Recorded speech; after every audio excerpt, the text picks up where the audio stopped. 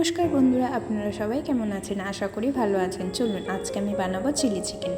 সেই জন্য ছোটো ছোটো টুকরো করা চিকেন নিয়ে নিয়েছি। এর মধ্যে নুন, ভিনিগার, গোলমরিচের গুঁড়ো, লঙ্কার গুঁড়ো, আদা রসুন পেস্ট আর একটা ডিম দিয়ে মাখিয়ে এর মধ্যে আমি দিয়ে দেবো ময়দা আর কর্নফ্লাওয়ার দিয়ে আবারও মাখিয়ে আমি 30 মিনিট মতো রেখে দেবো। 30 মিনিট পর আমি এগুলোকে আবার ভেজে নেব। 30 মিনিট পর ফিরে চলে এসেছি। কড়াই তেল গরম দিয়ে পকোড়াগুলো আস্তে আস্তে ভেজে নিচ্ছি এবং তার জন্য আমার যা যা লাগবে পেঁয়াজ, ক্যাপসিকাম, কাঁচা লঙ্কা, আদা রসুন কুচি সব রেডি করে নিয়েছি। এই যে লাল লাল করে ভাজা হয়ে গেছে, এবার সব তুলে নেব।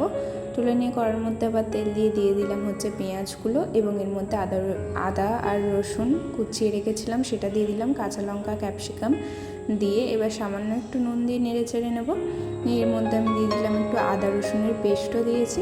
এবং চলুন সসটা বাড়িয়ে নিই। তার জন্য দিয়ে দিলাম টমেটো সস আর দিয়ে দিলাম সয়া সস, চিলি সস এবং ভিনিগার দিয়ে একটু সামান্য জল দিয়ে এটাকে একটু নেড়ে নিয়ে এবার দিয়ে দেবো সবজিগুলোর মধ্যে দিয়ে এবার একটু নেড়ে নিয়ে এবার এর মধ্যে আমি দিয়ে দেবো সামান্য পরিমাণ চিনি দিয়ে এবার পকোড়াগুলো দিয়ে এবার নেড়ে চেড়ে নেব।